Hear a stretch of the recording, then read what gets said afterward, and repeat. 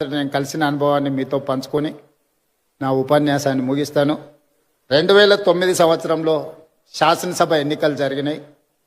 ఎన్నికల తర్వాత ఓట్ల లెక్కింపుకు నెల రోజులు సమయం ఉండే.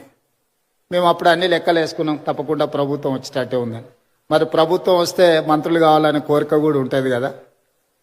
ఈరోజు ఆంధ్రప్రదేశ్లో వాళ్ళు చాలామంది మంత్రులు ఉన్నారు. ఒక 4 మిత్రులను కలిసి రామోజీరావు గారి సమయం తీసుకున్నాం. సార్ మిమ్మల్ని కలవాలనుకుంటున్నాం మేము అని. రాండి అన్నాడు. 4 కలిసి రామోజీరావు గారి దగ్గరకు వచ్చినాం.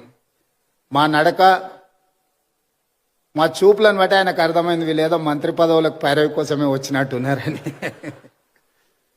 భోజనం పెట్టి కూర్చోబెట్టి మేము అడగని కూడా అడగలే, వారే మొదలు పెట్టారు రాజకీయాలు, ఆ విధంగా ఎన్నికలు, ఫలితాలు ఏ విధంగా వస్తాయి అనేది విశ్లేషణ ఒక రకము. నేను ఇప్పటివరకు ఎవరికి ఎప్పుడు చంద్రబాబు నాయుడు గారికి నేను ఎవరికి మంత్రి పదవి ఇవ్వాలని చెప్పలేదు.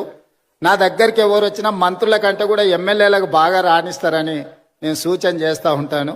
మీ 4 కూడా అదే సూచన అని వారు మాకు అంటే మా మనసులో ఉన్న మాటను గుర్తించి, అంతకుముందు బయట చాలామంది మంత్రివర్గం అంతా చంద్రబాబు నాయుడు గారు, రామోజీరావు గారు చిట్టి పంపిస్తారు, చంద్రబాబు నాయుడు సార్ మంత్రివర్గాన్ని ఏర్పాటు చేస్తాడని బయట చర్చ జరుగుతుండేది.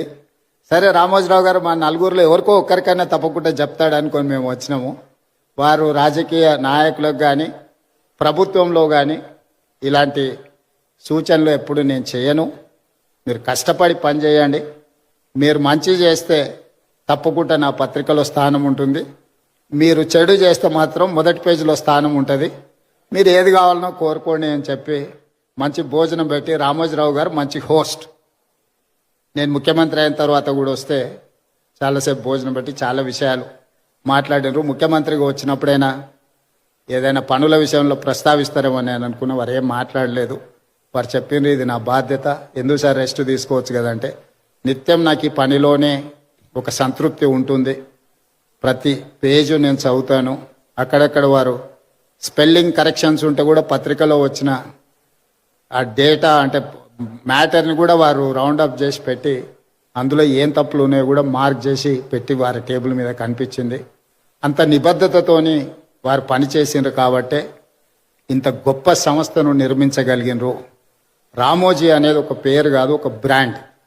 ఈ బ్రాండ్ను కొనసాగించాల్సిందిగా, కొనసాగించే క్రమంలో మా వంతు సహకారం, మా సహకారం ఏం లేదు, మేము మీకు అన్యాయం చేయకపోవడం మీకు పెద్ద సహకారము. మా ప్రభుత్వం వైపు నుంచి సంపూర్ణంగా రామోజీ గ్రూప్ సంస్థలకు సంపూర్ణమైన సహకారం ఉంటుంది. Ramoji film city, Ramoji ETV కావచ్చు, ఈనాడు కావచ్చు, తెలంగాణకు, హైదరాబాద్ నగరానికి ఒక గొప్ప గౌరవం. ఈ తెలంగాణ గౌరవాన్ని ముందుకు తీసుకువెళ్ళడానికి మా రాష్ట్ర ప్రభుత్వం తరఫున సంపూర్ణమైన సహకారం ఉంటుంది. అదేవిధంగా పెద్దలు వెంకయ్యనాయుడు గారు, ఎన్వి రమణ గారు సూచన చేసిరు తెలుగు భాష గురించి. తప్పకుండా మేము ఈ మధ్యకాలంలో ప్రభుత్వం ఇస్తున్న జీవోలు మిగతా వాటిని తెలుగులోనే ఇస్తూ ఉన్నాం. కాకపోతే ఇంకా అది కొంత సమయం పడుతుంది, దాన్ని తప్పకుండా ముందుకు తీసుకెళ్తాం. రాధాకృష్ణ గారు ఇక్కడ గవర్నర్గా 3.5 నెలలు వారి బాధ్యతలు నిర్వహించి సంపూర్ణమైన సహకారాన్ని తెలంగాణ రాష్ట్రానికి అందించారు. ఈనాడు ఉపరాష్ట్రపతిగా వారు బాధ్యతలు తీసుకున్నారు.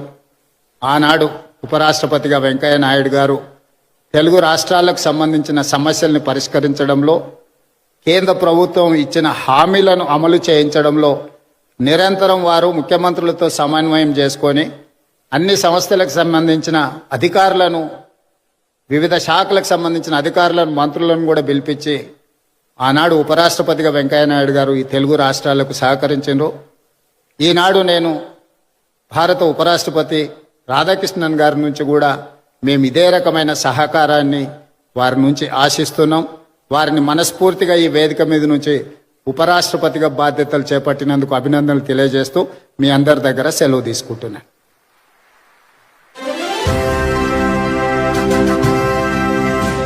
గౌరవనీయ ముఖ్యమంత్రి వర్యులు శ్రీ రేవంత్ రెడ్డి గారికి మా హృదయపూర్వకమైనటువంటి కృతజ్ఞతల్ని తెలియజెప్తూ ఉన్నాము.